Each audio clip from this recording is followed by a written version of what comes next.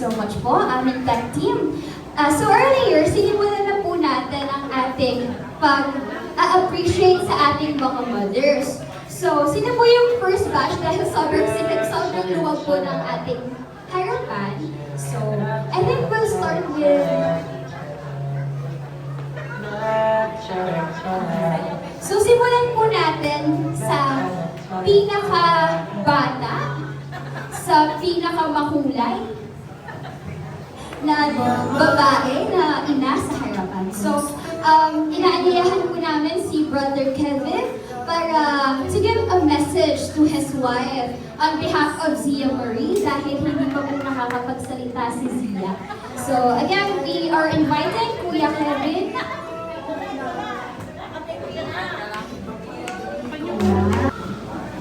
Blessing na yung pagkatuloy siya sa buhay namin. Marami kami na-experience ng mga bagay na actually dati di namin sure kung na-experience pa namin. Pero yun nga, salamat ulit sa Panginoon na kay Joanna. Nakikita ko naman na pagka inalagaan siya, nakikita ko yung saya ng mukha niya. Yun lang, masaya na ako nakikita ko yung ability. Ayan. So, isa namang sweet message na kay Ate Joanna, Kuya. Yun lang, wala pa rin nagbago. Importante, masaya ka, importante, safe ka, importante, lagi ako masaya at makabuti sa mga ginagawa, man-man na. Wow! Grabe parang ni Mother Joanna. Ayan. Thank you very much for that, Kuya Kevin. Now let's speed this up. Now we're calling Ate Jana to give a message to Nanay Lerma. Pagtanggap sa akin bilang isang tunay na pamilya sa simula ng umpisa ko sa mga una. Salamat sa lahat ng mga gabay at paalala niyo po sa akin, sa mga tayo ng kahit minsan ay alam ko na nasasaktan kayo dahil ano po, minsan nakakagawa rin ako ng mga...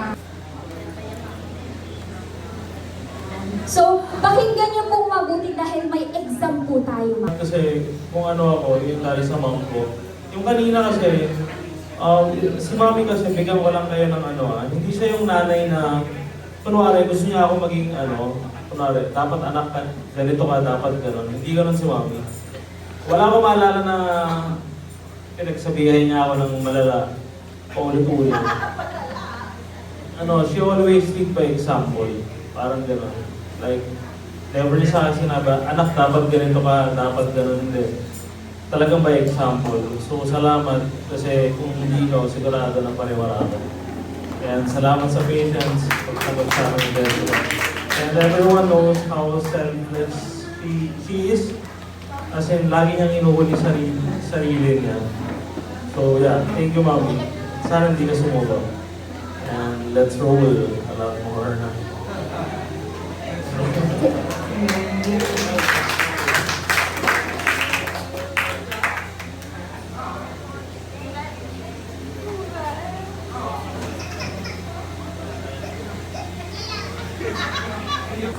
For hanging on with all your patience and understanding. No? Lalo sa akin bilang isang pastor, your memory will always be there. Nawala ako sa life of grace kung hindi mo ako tinakot. I was about to leave. Gusto ko sanang iwanan na yung sinisimulan namin nung una. Sabi niya magagaling ng Lord sa'yo. So sariwa mo sa akin yan. Happy Mother's Day. Thank you po, Pastor Noel. So let's learn a message, so I'm just going to go off from the bottom of my heart. Pero I think yung one of the memories that I've had as a kid growing up was mag-iisip muna ako, wait lang. Okay, kasi mahilig tayo pumunta sa mga resort. Wow. So, mahilig tayo pumunta sa mga resort noon, like dito nga sa Taguig, paminsan-minsan. I think I know there are a lot of more meaningful memories na we made together, pero yung the one that's sticking to me right now is nung nagdadrive kami pupuntang Taguig, naghanap ng resort. Nagreklamo siya ng dami niyang binayaran na toll gate, wala kami maanap na resort pa. Pero another thing is, may saying si Jar sa bahay. Alam ko yung anong gusto ni Mother, alam niya kung anong hate niya. So here are the things that I remember for mother. Yung paborito ng dessert is blueberry cheesecake galing sa Banapon. Gusto niya rin ng kuchinta na may onting yaman, tsaka may coconut flakes. Yung ayaw niya ng masyadong matamis na blueberry cheesecake or na coffee. Ano rin yung favorite mong ano? Alam ko ayaw niya sa McDonald's eh. Ayun yung kasi may Epstein daw. Pero aside from that, I know a lot of her favorites. I know her favorite places. I know what she likes to do for her birthday. And I feel like she also knows like what I like. Na magkakapatid kami. Like she's raised 4 of us, and I think that's a very meaningful thing for her to do, especially like her time as a mother. You know, like how old 57 ka naman, di ba? Doesn't look like it now. But like I'm very grateful for you, mother. There's a lot of things that you've done for us, and I didn't, aside from the sacrifices na na-highlight na, gusto ko din like sana magbigay ng insight kung gaano ka kaganda, you know, as a person. So ayun ang masasabi ko. Thank you guys. Thank you very much for that.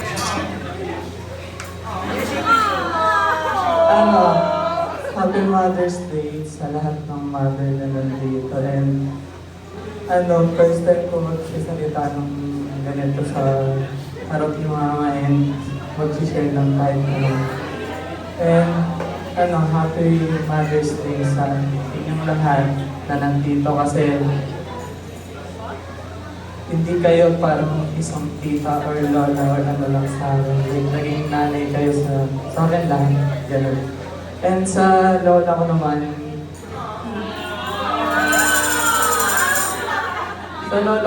na laging galit.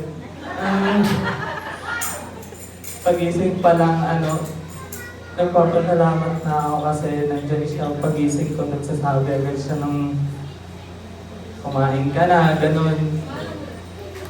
Naiiyak ka pag wala si mama pagising mo. Ayun, siya yung unang sa akin na kumain ka na, ganyan. Tapos, kung ano yung mga gagawin ko, sasabihan niya ako ganyan sa mga bagay. Minsan pag gising ko wala na siya, umaalis na siya kasi araw-araw siyang wala sa bahay eh. Tapos ayun, kaya yun minsan, baliktad na kami siya din laging wala sa bahay, ako yung laging nasa bahay. Tapos ayun, parang ako na nagsishare eh. Ayun, sobrang thankful lang kasi simula pagkabata siya na yung nag-alaga sa akin, tumayo na nanay tsaka tatay. Nung nawala si Lolo, ganun. Tapos, ayun, parang siya yung nagturo sa akin ng lahat ng bagay na kung ano yung meron ako ngayon. And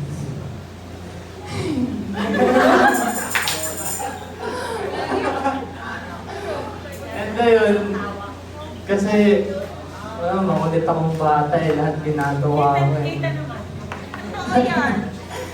And ayun, sobrang kasi siya yung tao na hindi magsasawa sa'yo magsabi ng kung ano-ano kahit isang araw kanya sabihan ng ganito ganyan. Hindi siya titigil hanggang hindi mo ginagawa or hindi mo napapasok sa utak mo, ganun. Tapos ayun na. Alam mo na yung mga the rest. Basta alam mo na yung mga the rest. Happy Mother's Day sa inyong lahat. Dito, Happy Mother's Day. Happy Mother's Day.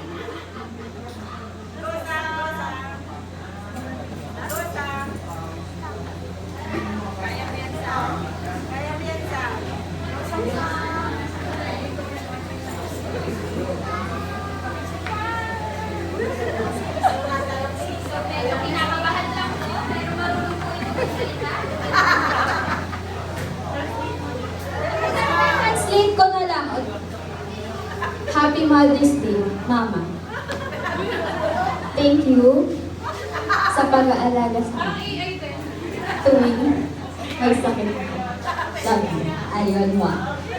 Ayun. Kung nakikita niyo po kung paano ako kumilos, tumindig at magsalita, yun po ay nabala ko lahat sa aking pinakamamahal na. Ayun. Ayun. Thank you so much and happy Mother's Day. Ayun. Maraming salamat po sa akin. So, inahanyayahan ko po si Ate Narisa. Here. Ayun, sana alam niyo po na mahal na mahal po niya.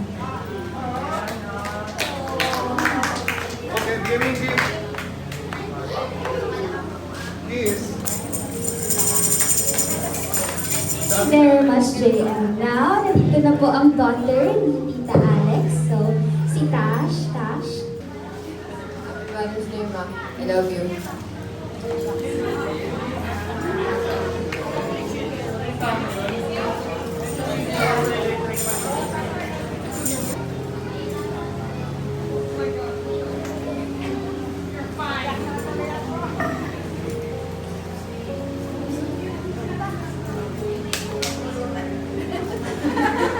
Siya nagmawasya kasi siya lagi. Pag-uwi ko po kasi. Yun ang bagay na kalatakot tao eh.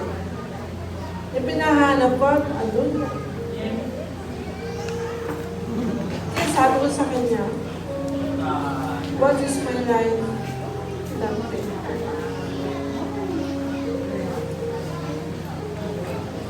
So, Jen, thank you. You're more than that. Sorry, you are my daughter, not in flesh, but now in spirit. Thank you for helping me always. Lagi siya nakatawa yung prepare going same man. Thank you.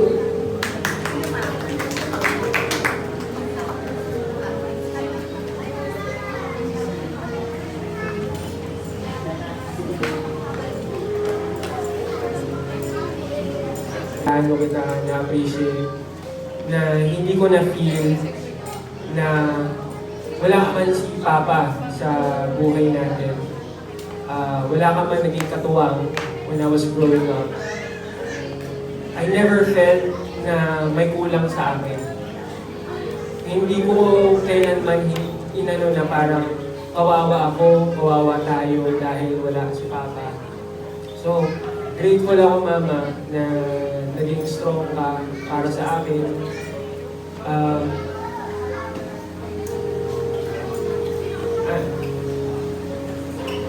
Kasi just know na yung pagmamahal ko sa'yo, it will always be the same.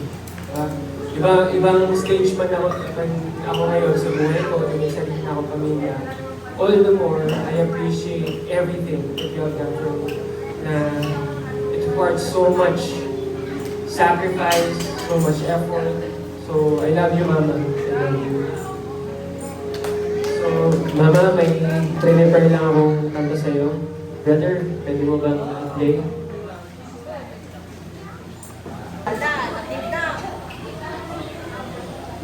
Mga bagay na binigay niyo sa amin,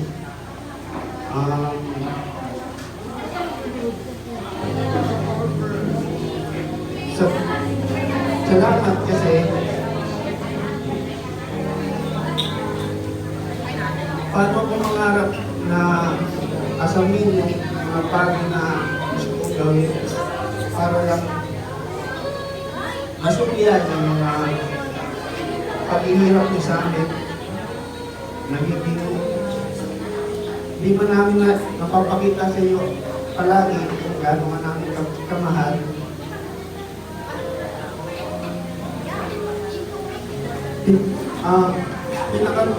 The best na nabigay nila siguro sa amin is napakilala mo kami sa Diyos.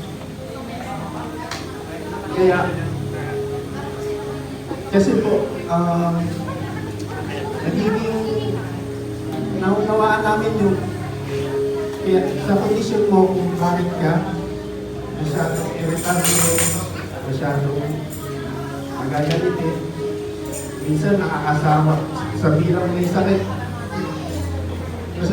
Naiintindihan namin na nakakasawa na may nararamdaman palagi.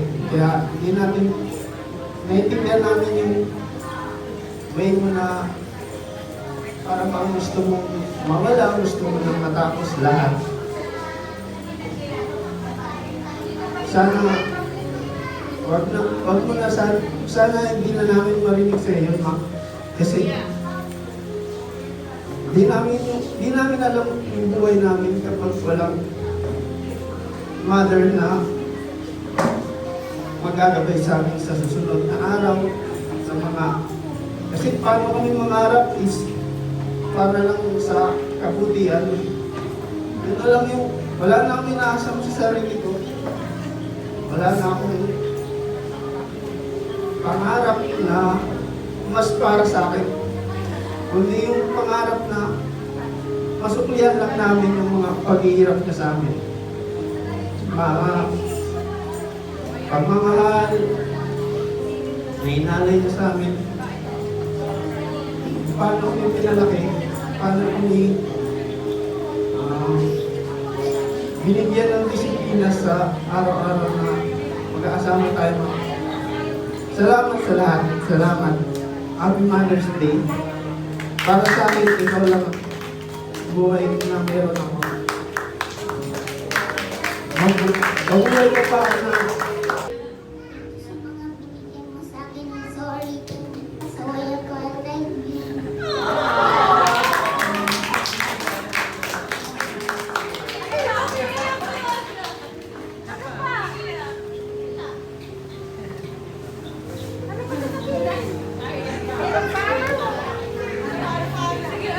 Mother's Day. Parang na-inspired ako sa buhay niya na kahit nagagalit ng asawa niya, nagnanakaw siya para mag-Bible study kami. Parang, di ba, parang nakakatuwa na magtatago siya, yung pala, punta sa Bible study namin. Yun ang natandaan ko kay Cora. At si Cora, parang ako din, minamahal ang mga apo kasi kayo mga nanay pa lang, hindi pa kayo makaka-relate bilang lola. Pag lola na kayo, masabi niyo na mas mahal ng lola ang apo kaysa anak. Tandaan niyo. Happy Mother's Day, Cors! Mother's Day. Happy Mother's Day sa aking asawa. Salamat sa punong-puno ng pag-aasikaso sa mga anak natin, kay Pao, kay Sarah, kay Khaled. Sa mga sacrifices mo, kitang-kita ko yun. Alam nyo, ang isa sa nakakaalam kung gaano ang sakripisyo ng isang ina ay ang kanyang asawa. Kasi kita ng asawa kung paano dalhin yung nanay mula sa kanyang pagbubuntis yung kanyang anak. At all the way alam ng asawa na kung paano siya nahihirapan sa kanyang pagbubuntis hanggang sa mag-deliver, hanggang sa maipanganak yung bata. Kaya bilang panganay ko, nasaksihan ko kung paano siya naging nanay sa aming lahat ng magkakapatid. Dahil panganay, maaga niya akong tinuruan paano din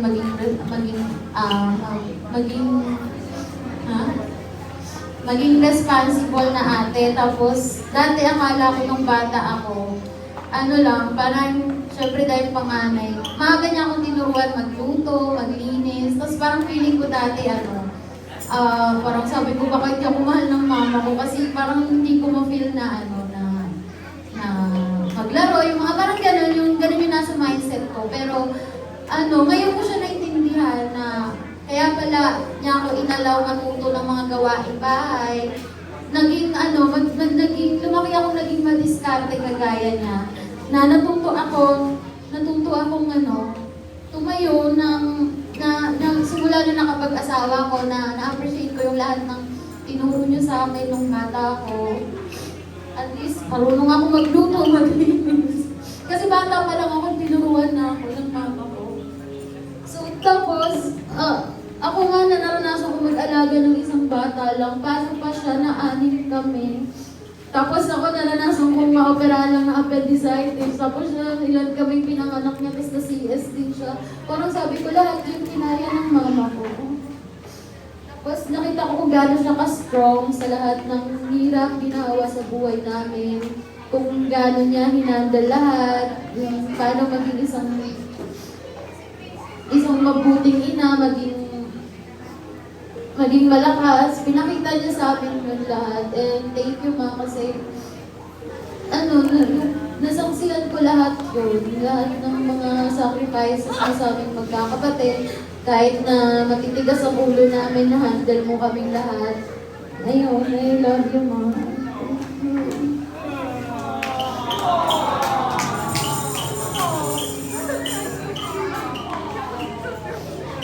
May Mother's Day po sa lahat.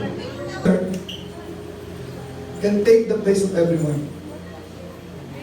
They can be anybody. But there is no one that can take the place of a mom. Mom is like God. We can have God as our everything. And we can have mom as our everything. Amen. So happy Mother's Day. Shall we pray? Maraming salamat for the opportunity of God. Doon po sa founder ng Mother's Day, Ann Jarvis. Naging final, siya po yung nakakita ng pagpapahalaga at pabigyang kapahalagahan at i-celebrate even nationally and became international celebration